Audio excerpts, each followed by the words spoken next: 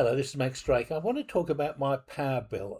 I use spot prices, and I think I look up other people and see what their charges are, and I think people can definitely get a better deal for what they're actually doing.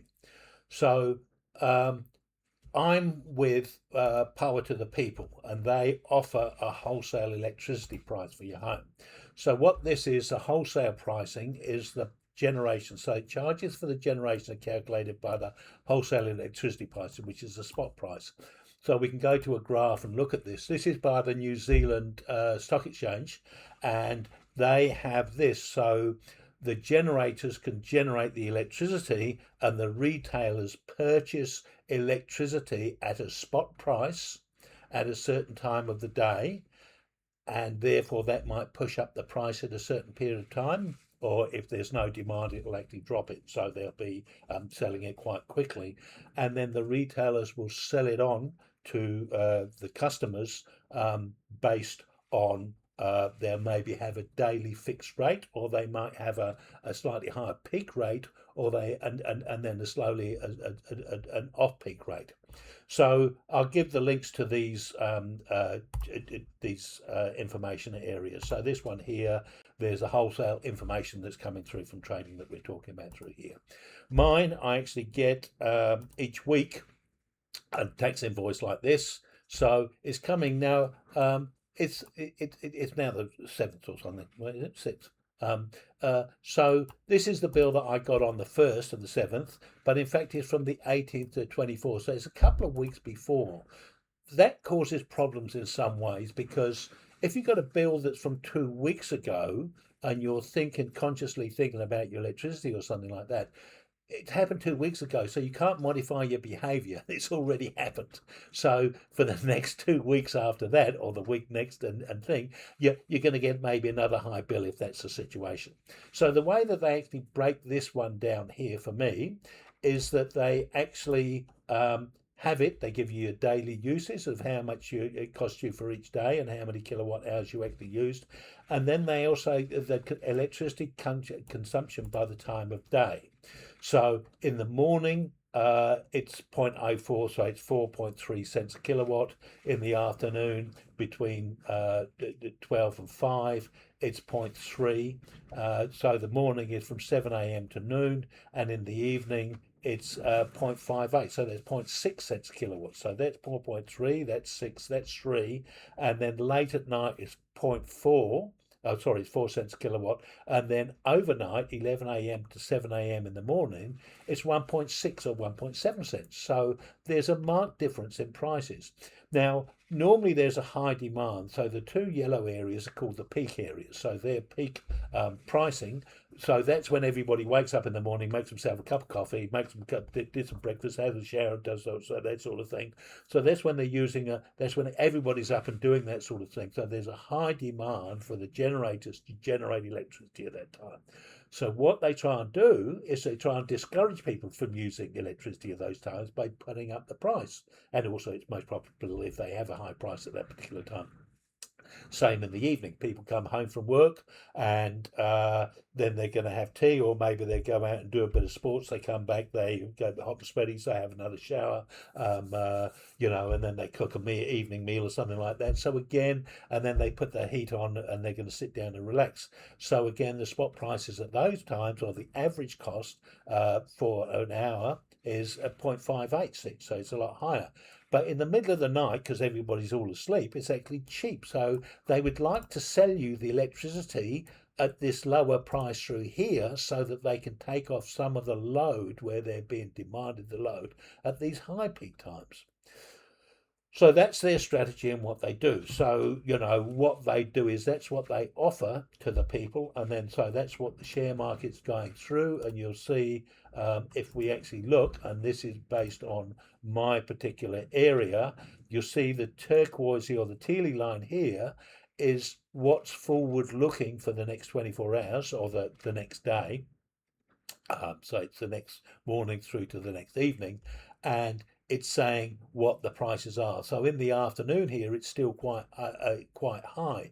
But if we actually just go back and look at, we're going to look at a date, and we're going to turn off the today and tomorrow, and we're going to go and do the 5 and the 6 and go refresh, you'll find that on the weekend, because everybody's out on the weekend, in the middle of the day, it's usually quite cheap electricity. So from 12 through to 4 o'clock in the afternoon, you can get very cheap rates. But in the middle of the week, if because everybody's up and busy and something like that, maybe they're at home, and you can see overnight it's low prices. So from 0 midnight through to 4 or 6 or 7 o'clock in the morning, and again 12. So it varies on the weekends and stuff. So there's a lot of change that's actually happening there. So one of the things that we can actually do is to say, well, what can we change? So if you've got a spot price, you can actually choose when you consume certain amounts of power.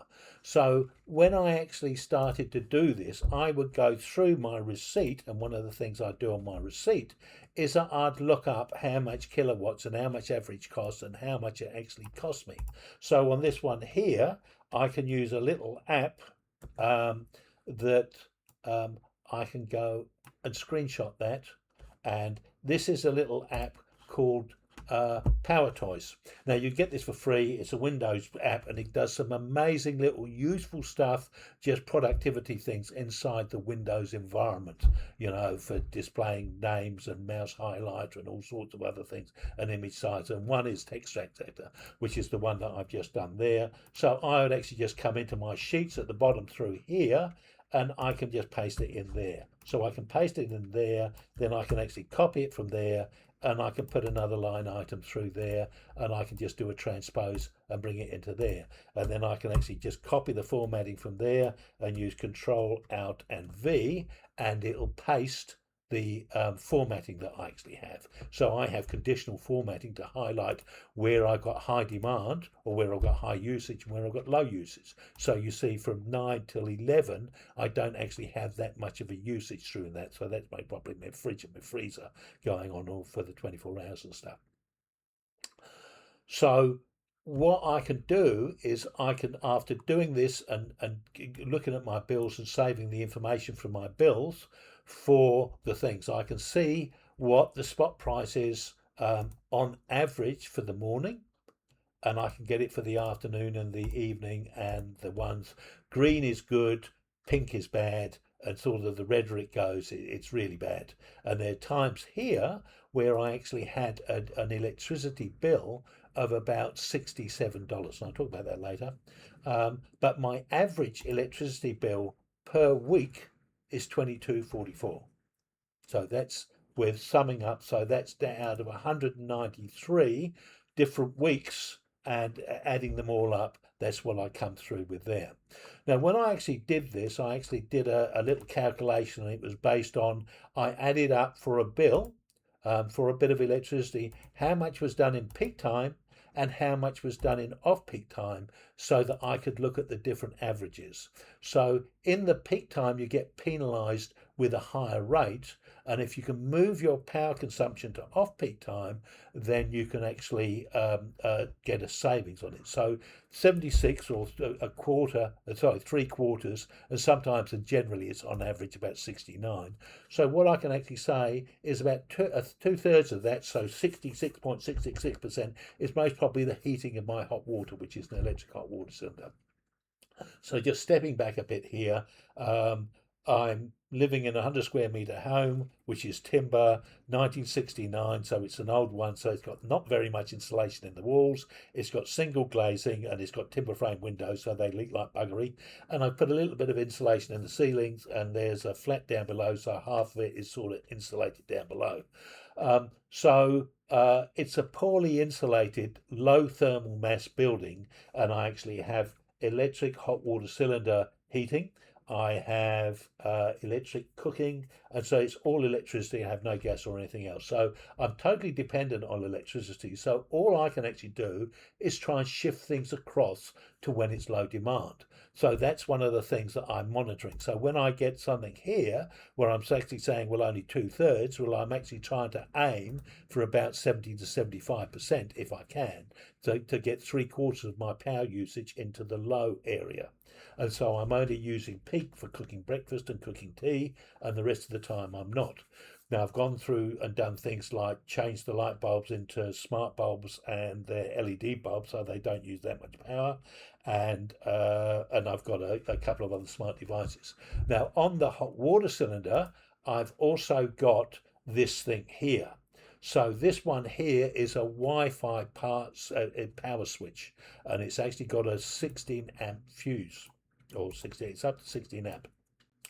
So you can't do a normal plug, which would have a 5 amp fuse or something like that, or a 10 amp fuse. This one here, because the hot water cylinder heating element's quite big, you've got quite a big draw. So you've got a high amperage coming through the cables. So therefore you need a higher fuse load. So I've got up to that one through here, and it's Wi-Fi connected. So it's very simple. This here, the power meter, so it comes through the power meter. There's fuses that it's got inside the distribution box, and then I've also got a switch. So if we actually just look at my setup through here in my hot water cupboard, which is hot water press here, I've got an isolating switch, and then it comes through to the smart device that I've got behind here. So anybody else comes into the house, they can't reach in and touch the blooming thing and possibly zap themselves. So it's sort of hidden behind a box, but it's basically that box there has been put into that thing. So it gives some readings through here that you can actually export the data. So if we actually look at that particular device, you see that's what it is. So at this point in time, it's actually saying it's off. And I've used 4.87 kilowatts a day, and the current month I've used 24. So if I go on, and it actually gives me a little graph, and it gives me a date, and it shows when I had that power usage, which was from 4 to 5 and from 5 to 6, and that's when I use the power, and it gives an indication of some little overview things. So I can actually set this timer onto here, and so I normally have two settings. I have an afternoon setting and I have an evening setting. So the afternoon setting I have, because sometimes in the afternoon you'll find you get cheap power, as it is in the afternoon here. 12 to 16 is all very, very high, and it's actually going up to about $120 dollars per megawatt hour. Now, the other thing that I just want to show you on this one here, so this is the WIT site, it's called, and you actually have to request to get a login for it, so you actually have to log in for this. You'll see that the power jumps, although the red line is what actually happens through my substation that I'm connected to, and it's actually jumping up and jumping down, and so it actually has to take the average. So these are taking readings every 5 minutes, but it smooths them out for every half an hour. So inside a day, you've got 48 trading periods. So that's 24 hours, but you've got it every half an hour. Now this one's just bouncing through, and it doesn't give you the final price. But there's another website, and I'll give this to you later, that gives the final price. So inside here, this EMI electricity, it has 50, there's 50 substations throughout the country, and you'll be linked into one of them. Now, I'm actually linked into the Central Park in Wellington. So if I go to that one there, this one here gives me the time every half an hour, but you see it's stopping, it's today, and you see it's stopping at 12:30. And in fact, this, whoops, sorry, where am I? This one here is actually now at about 2:30 or 2:40. So this one here is delayed by a couple of hours so that they can average out the final price for that half-hour period. So that period between 12 and 12:30 is 78.69 per megawatt hour. That's megawatt hour, so therefore we've got to divide it by 1,000 to get kilowatt hours. So in fact you're paying 7 cents, so 1, 2, 3, 7.8 cents for kilowatt hour. If you actually use it in that period, that's what you'll be paying. Well, it's not what you'll be paying, that's what the retailers will be charged for your usage in that area if you use a kilowatt in that time. So we can get the long-term information on through here. So one of the ones that we can actually do here is that we can look back we can look back quite long days historically, but I can actually look back. Well, let's just look at this. We can look back for the last year, so we can see what actually happens throughout the year. So obviously, as you would expect, in the summer months, there isn't as much demand and the reservoirs are full, so you see the power is cheap. But you see in August and September, in the middle of winter, it's quite high because there's a bigger demand. Like in January, it's summer, so most people are out, so they're not in using heaters and things like that, and they're only actually having breakfast and things, and then they're off doing their stuff. But in the middle of winter, it's actually quite high. And so there's an explanation as to why it's high in August and September and why the price drops in October, November, and December and through to January. But it could be in January, although January could be high. So if there's kind of a shortage or there's a drought, then the January, February can be high. And again, March and April start to creep up again because it's the end of the summer. The reservoirs are all down. Everybody's used all the water up, so they're not getting refilled unless it's a big rainy season. So that's sort of the big picture that you can see, and you can go back and do that. But we want 4 weeks, and I'll explain why. And we want to look at individual nodes, and we want to look, and let's just go and find our individual ones.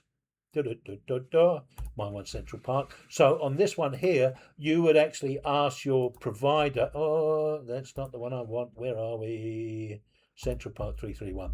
And we actually want trading periods. So that means we want every half-hour interval. So you can see it's quite discreet and scratchy. There's a couple of times when it's bounced up to around 400 or 392 megawatts for thermal, which would divide into 39 cents for megawatt hour, for kilowatt hour. So it's quite expensive. That happened on the 11th of June. So we can get that information and we can actually download that chart. So we're going to download, no, we don't want that. Oh, sorry, I've got to go into data and I've got to go into download the data. So we're going to download that data and we'll talk about that in a little while now. Now, the other thing that we can do as well, so we've downloaded that one, is that we can go into our daily one through here and we can download this data. So we can download the data there, and that one there's come through. So that's the whole way of what prices. This one's the WITS, which is the share market one. So that's only looking at that day period through there. So there'll be a little explanation for that earlier on. So this thing here works by Wi-Fi. So you connect your Wi-Fi and you turn it on. And I've got it after the switch, so I can turn it off. So if I go away for the week or a weekend or something like that and turn the hot water simple, I think I want, or I can actually just go and switch my app off. So I can actually just turn all of these ones here off. Now, what you'll find is if I'm doing something in the afternoon, like from 12:30 to 2 and heating up my hot water cylinder, I'll just have a preset that's always off at 5 p.m. So as soon as it comes to the peak time, if I put this number in wrong, I'm not going to be charged on peak time. And the same in the early morning. If I've got it from 5 a.m. to 7 a.m., I've got it at 6:54. I've got a safety belt that always turns it off at 6:55, so I'm never charged the peak prices through there in the morning. So that's just a strategy that I've got. But if the prices are high in the afternoon, I just turn these switches off and I actually just do the stuff in the morning. But if I can get reasonably cheap hot water heating, I'll actually use it, although I only really need about an hour and a half to an hour and 3/4 to have my shower, which would be adequate for my needs. So this thing here costs about $16 US. So I bought it for about $40 US, and I got an electrician to actually install it, and they kind of fecked it up a couple of times, so they had to come back a second time. So I was sort of overbilled for the work, but it ended up costing about $500 for the electrician to come and do that. So it ended up costing me about $540 for that, and it's worth doing and getting an electrician to do it, because if you do it yourself and something happens and your house burns down, they can suddenly saying, oh, that switch there wasn't done by a registered electrician, so therefore, your insurance is invalid. So therefore you do that. So my one, I think when I bought it a while back, was that sort of thing. So this is monitoring, or I can actually control when I turn on and turn off my hot water cylinder. So I can actually get my power when I want. So come winter time, when things are very high, I'll actually only heat for the minimum that I actually need. In the summertime or whatever, I'll just heat it up and just use lots of water, so I can be quite casual with the whole thing. So that's my usual behaviour. The other thing that I can actually do is I can try and shift things from peak times to off-peak times. So I actually just put my dog down quite recently, but I used to get liver and heart and use that in a dehydrator, and I ended up getting a little smart plug and I hooked it up to the dehydrator, and so it would just turn on between 12 and 5 in the afternoon, and then after 9 in the evening through to 7 in the morning, and that would usually do the 7 trays of the dehydrator, and I'd actually have dehydrated meat to give the dog for a treat. So based on all of that, that's roughly what the setup I've got at the moment. Now I also have a smart meter, this thing here, and what this thing here does is in your meter box, straight after your meter, you can put this clamp. So the clamp goes around the outside of the wire, so there's no, it doesn't cut into the wire or anything, it just clamps around the outside. So you either put it on the neutral or the power coming in, the live or the neutral, and it reads how the power flows through it. And so from that goes up, and this is a Tuya one through here, and so it records the data, as it is my one's actually offline at the moment. So that records the total amount of power that I actually have coming into the house all times. But really, I'm only interested in the stuff that I can regulate. So as I said, all my lights are LED smart bulbs, so they don't use very much power. And then I tend not to have too much heating on. I tend to kind of do the Kiwi layer thing. So there's a couple of things that I could do. So I went and asked Mr. Smarty Pants. I went and asked Mr. Smarty Pants AI. I can't remember which AI I used for this one here. And I said, okay, then I'll download the WITS file through here, and I can go. We'll just go into here and go downloads, and we'll go into the WITS Energy one there, and we're just going to go rename. Because it has quite a specific name for here. So it gives the date and which point that you're coming from. I just call it WITS, and then I've got I've got a Python script that I run, and I can suddenly say, in the next, now what's up to you?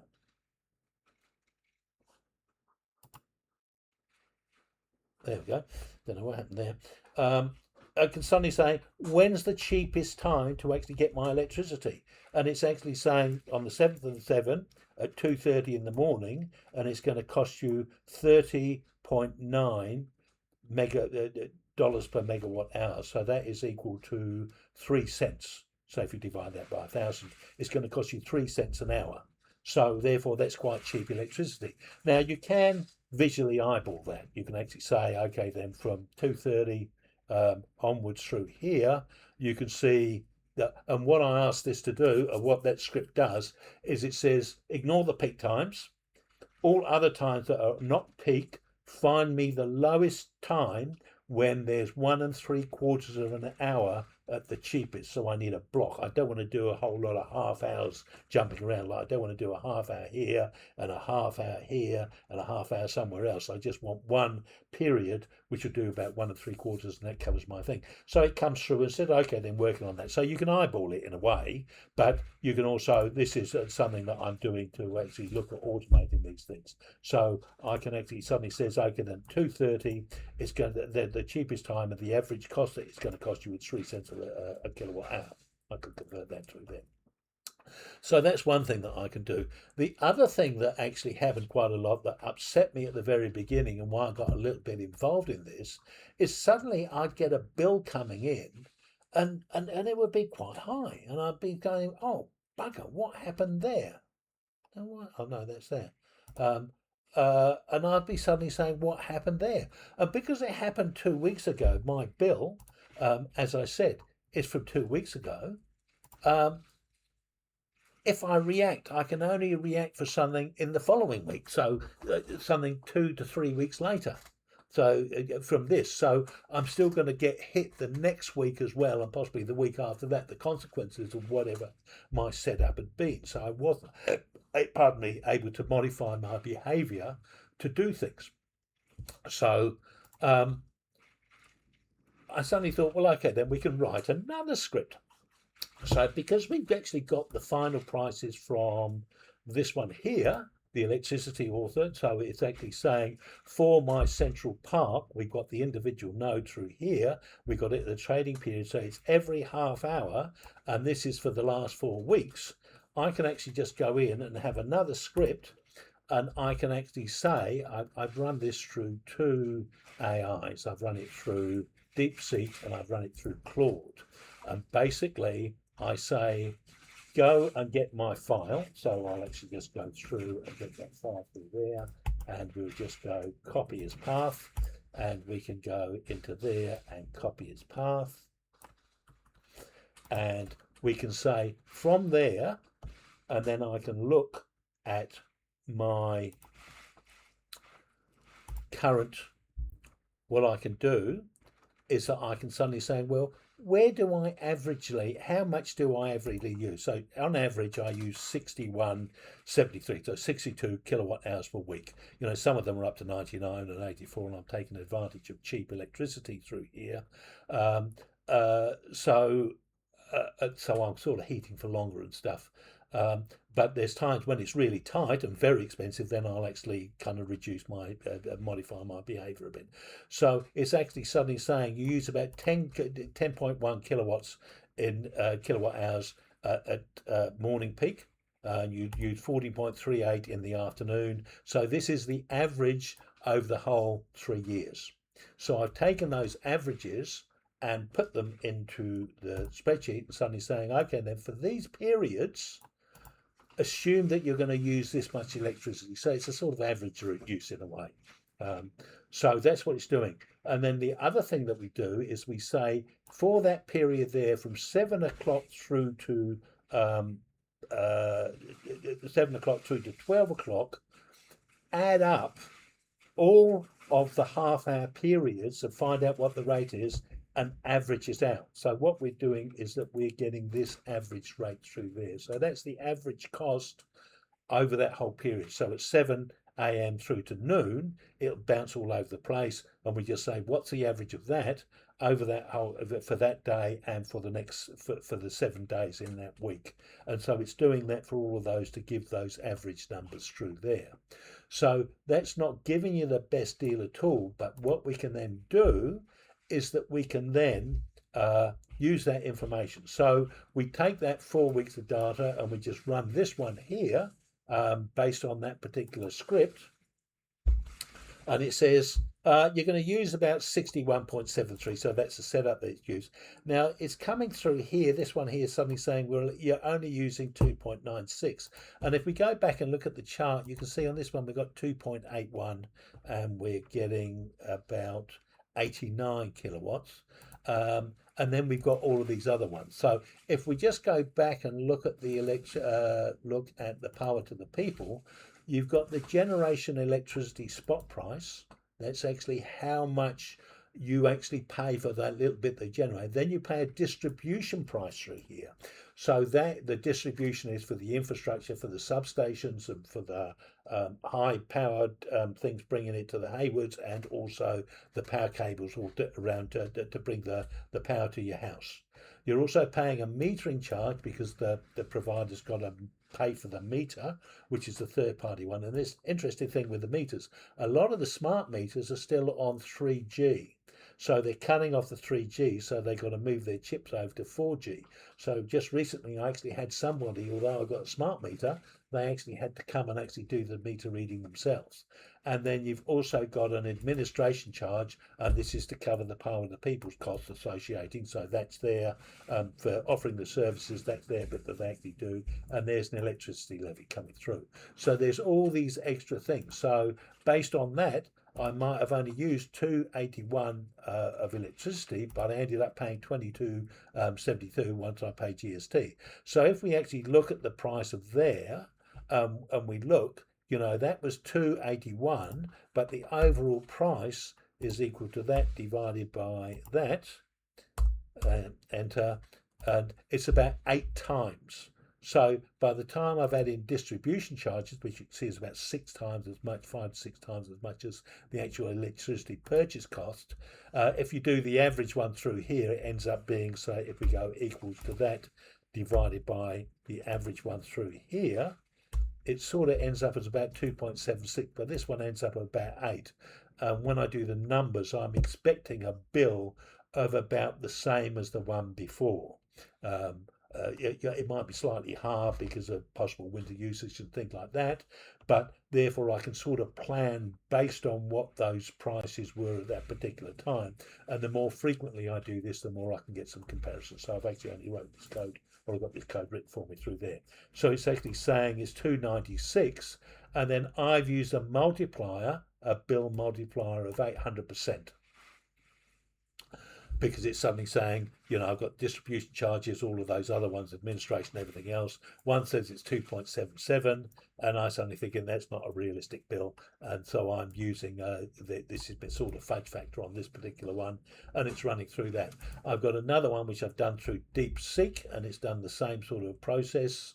And if I've got the same CSV through there, copy, and through this one, and I think I'm using an 8 multiplier on this one as well. So this first one's done with the Claude code, and if I run this second one through, this is sort of saying 20, and the other one was saying about 23.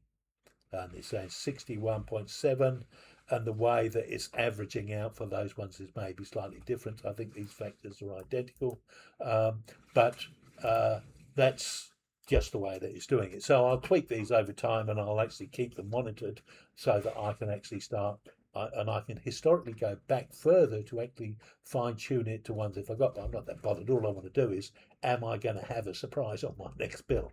And it's actually saying my average cost is my average, all of these, it says it's saying, so for the peak time in the morning, it's 0.5, 5 cents or 5.1 cents a kilowatt. In the afternoon, it's 3.75, 3 cents 75. In the evening, it's 6.1 cents. In the late, it's 5, and at overnight, it's 0.32. So, I'm trying to use 2/3 of mine as the 0.32. So therefore, hopefully, I'm getting the benefit from it.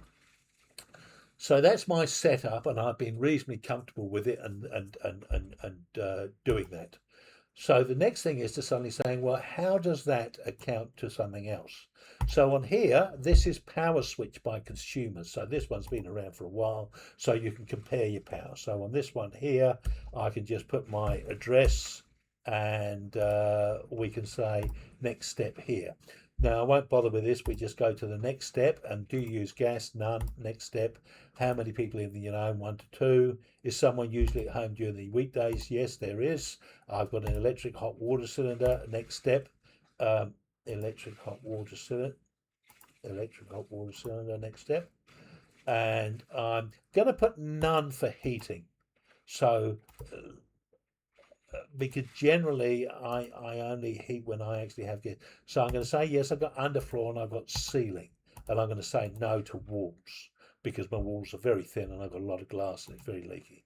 So if we do that, it's going to come through, and it's sort of suddenly saying your estimated use is about 4.5, and it's suddenly saying the KiwiSaver one through here is about this. So it's 1.74, but it includes a 362-year discount.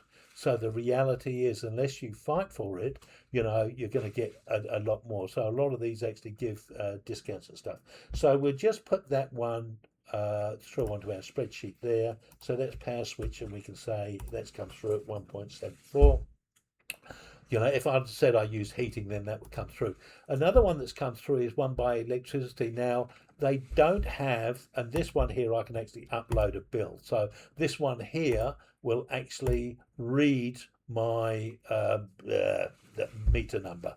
So it goes through and it's doing this. Now, it does a couple of things on this one. So these are ones of the, if you're actually looking. So we're going to do for the next 12 months. And it's sort of saying, well, the cheapest one that we can find for you is Meridian, which is 2,509. So that's just the base one through here. And we put that there as 2,509. I didn't change at all from the last time. And we're going to add a profile. So how many people live in your home? One. On weekdays, there's one. To reduce your monthly bill, how often would you engage with specials for the retailers weekly? If it saved you money, would you shift power use to one of these times, off peak, or we'll actually say night? What is the main way you heat your water? Electric hot water cylinder. You heat your home. I'm just going to say no heating. What type of ceiling? And we got underfloor. And I don't have an electric vehicle. I don't have a spa pool. What a shame. I don't have an additional fridge, but I do have an additional freezer. How many loads of washing? 1 to 3. How many loads of washing would you dry on your clothesline? None, pretty much. Even in winter, I try and actually look for a dry day to actually do it. How many dishwashers? I don't have a dishwasher, and heated towel roll. So if I apply all of that, this one comes through as 1,902.12. So we'll just put that into our spreadsheet. So based on that, if we actually look, so if I actually take my 22 total kilowatt hours, so this is what I'm paying, that's my bill, yeah. So that's my bill there. So my average bill is 22.44, and that's based on 193 bills further up, and then just averaged out. So for a year, it's taken that number there and multiplied it by 52. So that's for one for every week. And so the total that I'm paying through there. So if I look at my power switch, or if I look at, so that's L242.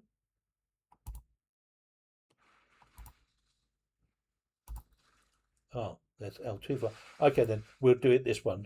This is equal to that divided by that, and that comes through as that. And if I just go F4, no, it's not going to do it. L, and we now go there and F4. Yeah. Let's just do it here. We just do it the awkward way. That divided by that, and if we go is equal to that divided by that. So if I just change all of those into percentages, so therefore in the first one with power switch, where they would charge me 1,740, I'm actually paying 1,167. So therefore I'm 67% cheaper than them. And if I was kind of doing it with the Billy, which was just the basic plan without actually giving extra information about myself, I'm actually less than 50% of their bill of 2,500. And if I do it with their reduced price one, I'm still 40% cheaper, or 39% cheaper. Now, if to be fair on this, I actually include the electrician and putting it and getting the power switch and installing those, that's 540, and I'm going to split that over 3 years. So over 3 years, I'd add another $180 to my bill. So therefore, my annual income and my annual electricity price was 1,346. So even under that, I'm still paying 25% or 23% less than the power switch one. I'm paying about 50% of the other one, and I'm paying about 30% less than the other one. So it's a great deal anyway. Now, a lot of the criticisms whenever I was talking to Billy, and I said, "Oi, why don't you have um, uh, power?" And they said, "That's spot price." And they said, "Oh no, it's far too complicated for people. They're idiots. They can't do that sort of thing." But to a certain extent, this is all of these ones are total hands off. So therefore, you've got no control over the behaviour. You're just given a thing. So on this one here, it's actually saying you've actually got a fixed charge. So daily, you've got that much, I think, and then you've got an inclusive plan variable charge. So your peak charge is 0.32 cents. So that's 32 cents for every kilowatt that you use in the peak time, and 0.29 for off peak. So if we actually look at my spot prices through there, here's my spot prices. So if you look at my spot prices, at the two peak ones is 0.16, and the off-peak one, the lowest one that I got, is 0.111. So there's a big difference between 0.16 and 0.32. So that's for, you're paying that summer and winter regardless. And these ones you're paying summer and winter regardless as well. So you're just paying those flat fees all the way through. So they've got to take their profit out of there somewhere. But even then, this is including a discount. So those tend to reduce, or generally they kind of tend to give it to you just to get you to switch over, and then after the first year they drop it down. So suddenly instead of 11, you're up to 2,000 for the next year and stuff like that. And these are kind of sort of reasonably unfair, especially the kind of off-peak charge, which is still very, very little difference between those two. So they're more than double. So mine was 16 and this is 32, and that was my average over 3 years of what those prices are. And my other one, my lowest of my spot price, although I could do, it might not be as much of that, it's still a lot that they're actually gouging you for those sorts of things. So and these ones are not being that clear as to what the actual prices are on some of these. Now, the PowerShop one I did have initially, and what PowerShop allows you to do is to buy future electricity. So if you're in June now, I can actually buy electricity in the following for July, August, September. So you can buy kilowatt hours in the next one. But I actually found the deals were pretty crappy, really. So that's not. So again, if we go back to that other one, that's based on, there was something somewhere.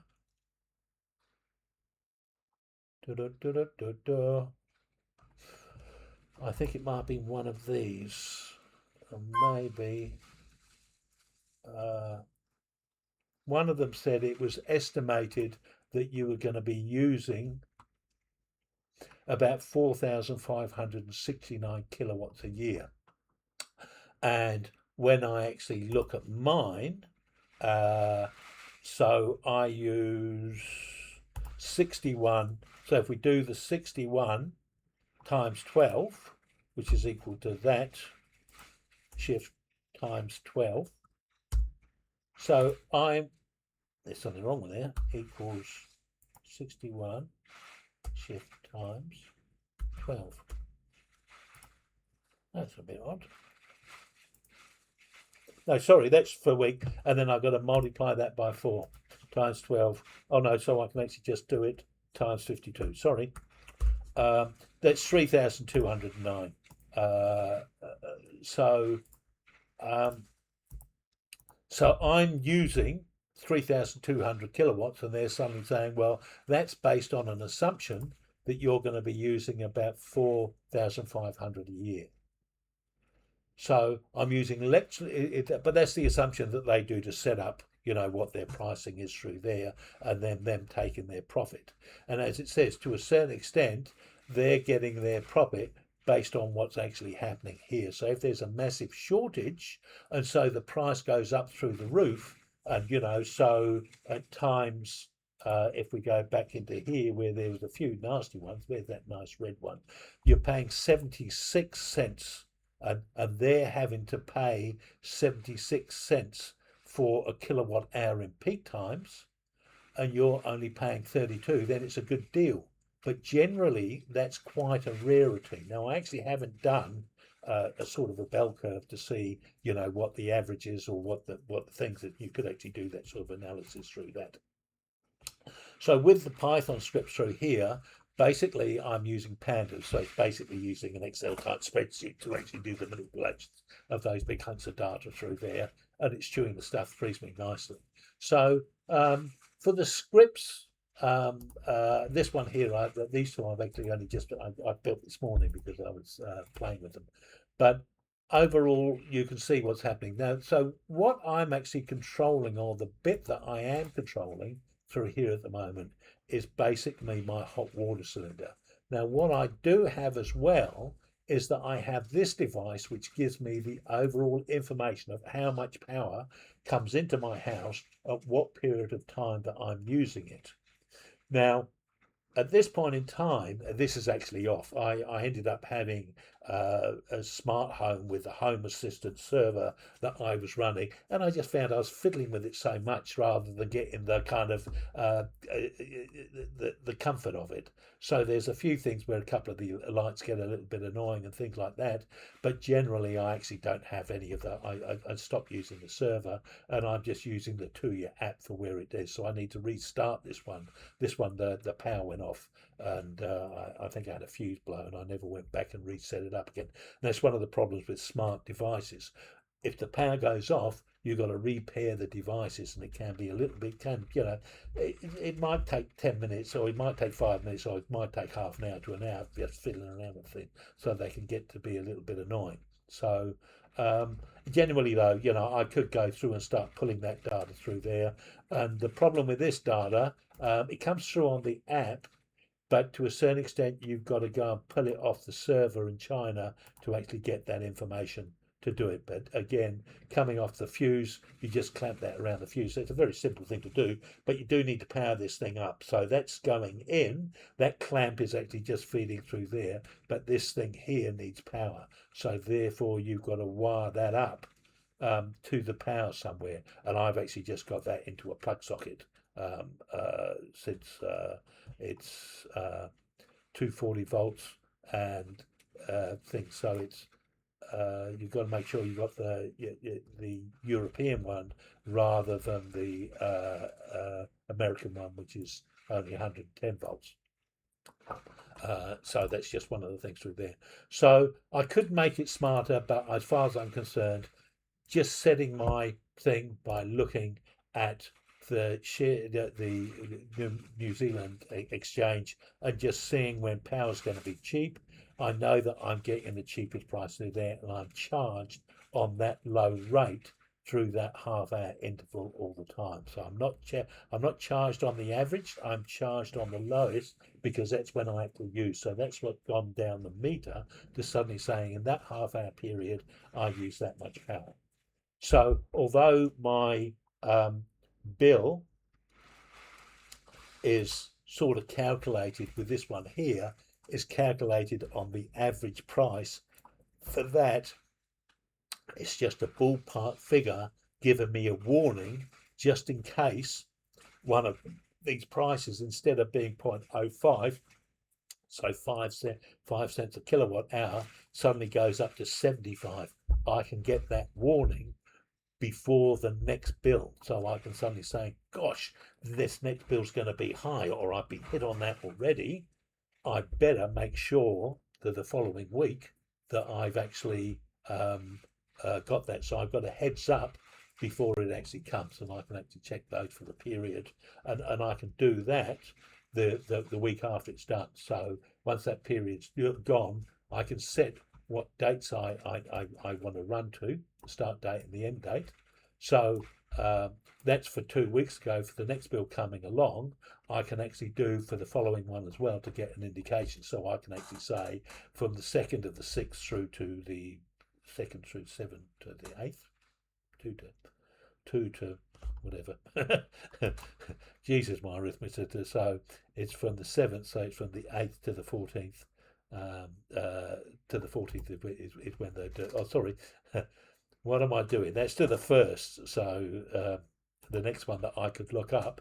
So going from the 1st, so I can go from the 2nd to the 8th.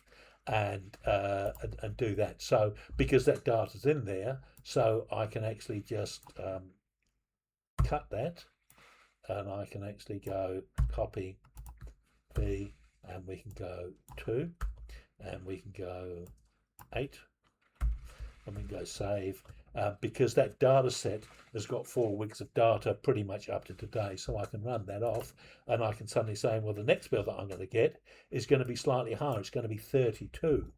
And the reason why, hold up, we're the 6th of the 7th, so we haven't quite done it. So we're it's sort of making an estimate on data that it hasn't got. So, but I can do that, and I can wait until the 8th or the 9th, and then I can actually run this again to actually see what the actual stuff is. But it's actually saying that the bill's going to be slightly higher by the look of it. Based on that. But again, these variables, the bill multiplier and things like that, I can sort of do it, play over time, and actually get a better feel for it. But I do get a heads up of what's actually happened in the past, so I've got an indicator of what's happening with the next bill. So on those ones there, I've actually just did a simple prompt. This is DeepSeek, where I just said I have this is when the peak periods are, this is roughly my weekly average cost, and this is how much I use in these periods here.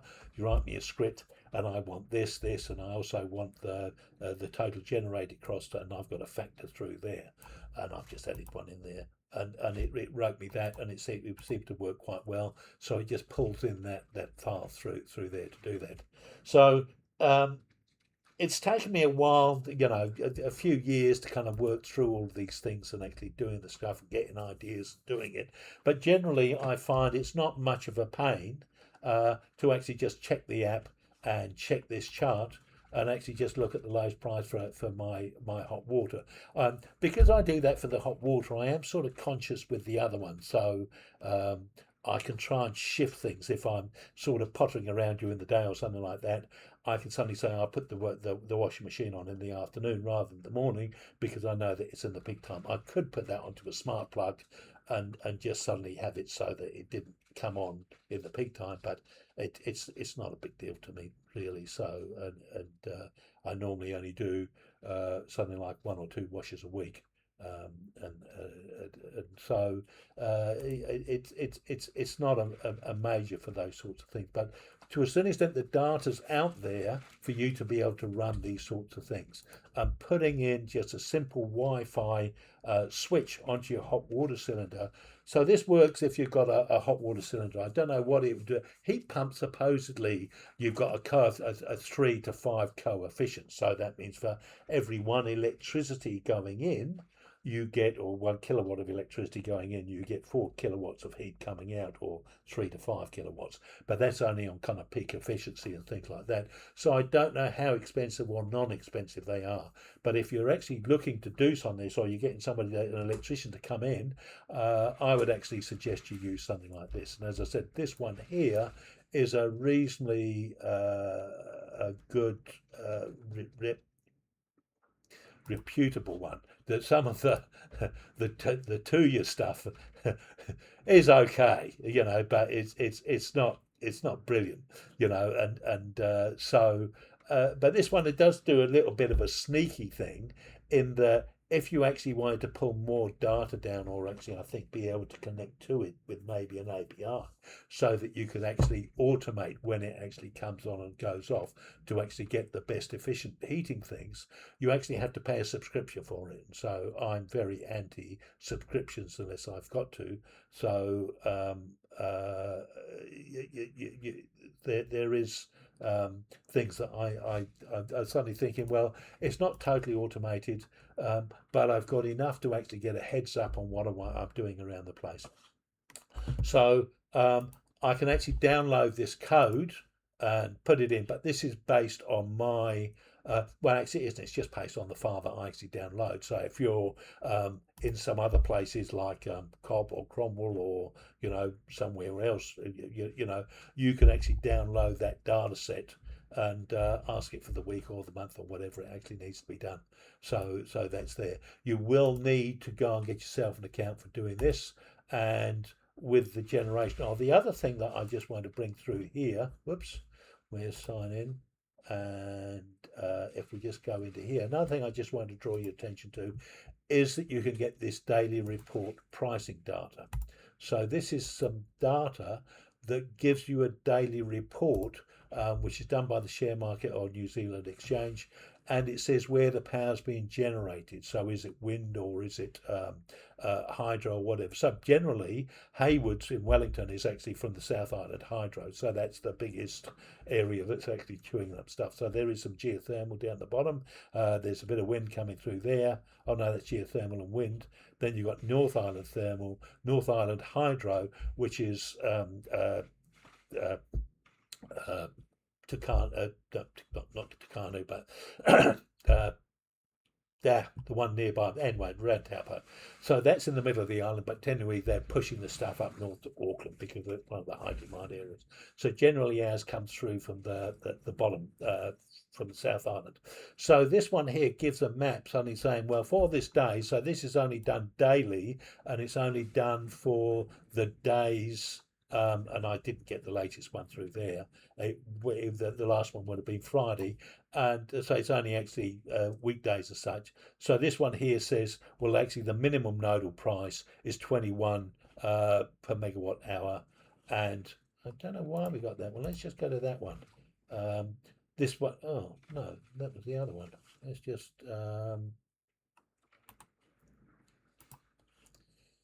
is that one there also?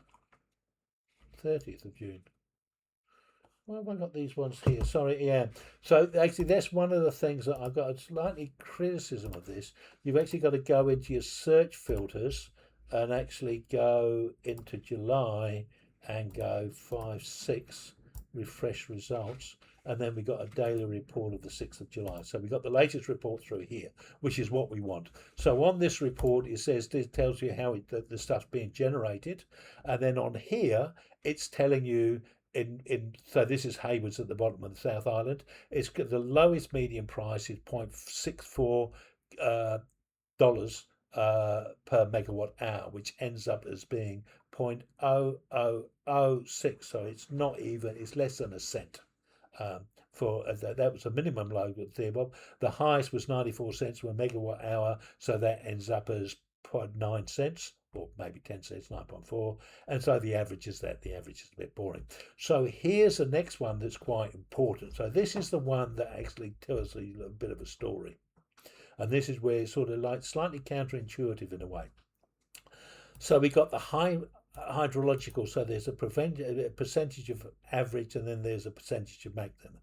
So therefore the hydro dams are 78% full. So if we actually look at the chart across here, we can see that they're 78% full, and we can see it's been raining recently, so the inflows into the reservoirs are 166% of normal, and the storage, the daily storage, so this is percentage of average, so this is the daily storage through here, is 137%. So we can see here, the inflows here is whatever it was. That thing keeps on hiding. I do find that annoying on this particular thing. No, cancel. It's still not going away. Here it is, 166. So we're up here at 166. I think that's a little toy that I've got that I don't like. No, turn off. Whatever. So on here, this is the daily storage in gigawatt hours or whatever. So you can see there's a 90-day average. So when they've calculated over 90 days, this is the line that it should be taking. So you can see last year, we were actually below. So there were some poor points and there were some really poor points. And in fact, in the middle of last year, and I think it was around July, that's when you ended up with those really high bills because the demand exceeded supply. So the reservoirs were quite low. But you can see this year we're doing quite well. We're above the 90 thing, so we're actually quite comfortable. But if we're going to go into an El Nino, we could be back down into here and have a really high stress load on that sort of stuff. So we can actually see through here that some of these things are all low through here. So here's the 30-day average inflows. So we can see generally our inflows have been okay, but sometimes they're not.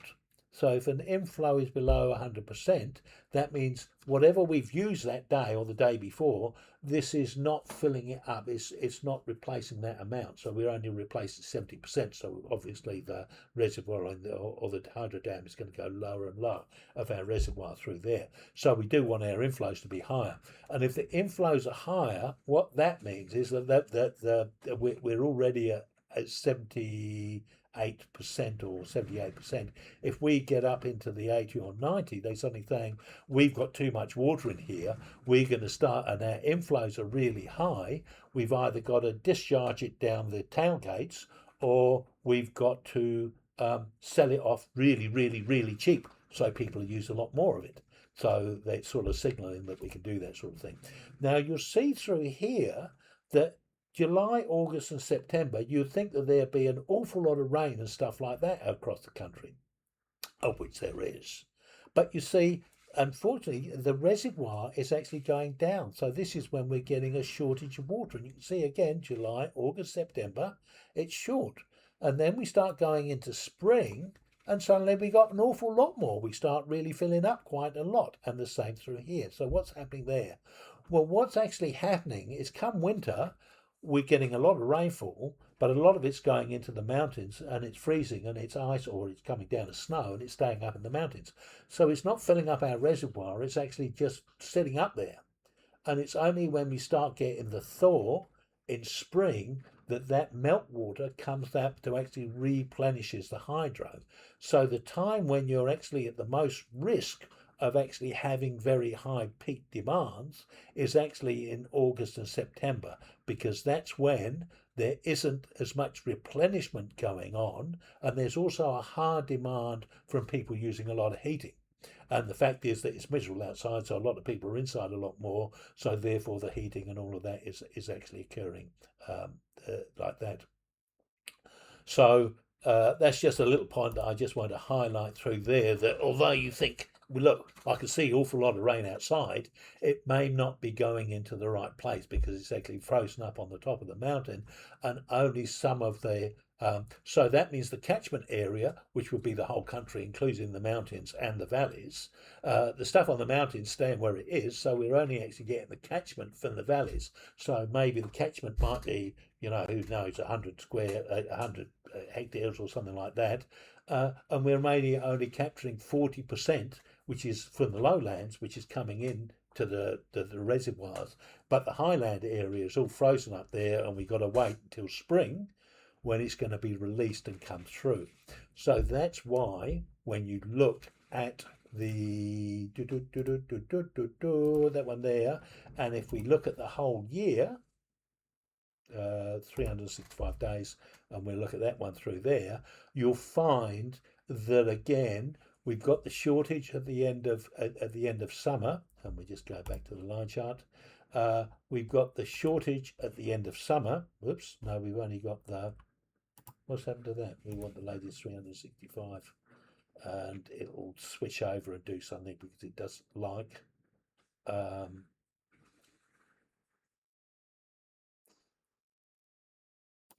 and we want to go to day, or we can actually just go to so here you'll find that August and September, that's when the really high prices are coming through. So there's 25 cents for megawatt coming up through, kilowatt, 25 cents for kilowatt hour. And then in January, so it's actually full, but you see the prices start dropping in October, November, December, and January, February. And then at the end of summer, we've got another shortage again, unless there's going to be a lot of rain through here.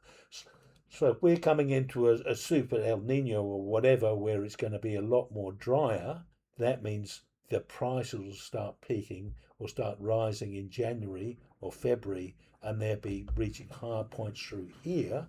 and if it's warmer all the way through, these ones won't be as high because you'll be getting your replenishment through there, hopefully. But I'm not an expert on that. I'm just sort of saying an estimate. So the last one we've actually had, like we didn't have a great summer, but you can see that the prices were very, very low, 0.24 cents a megawatt. So that's equal to less than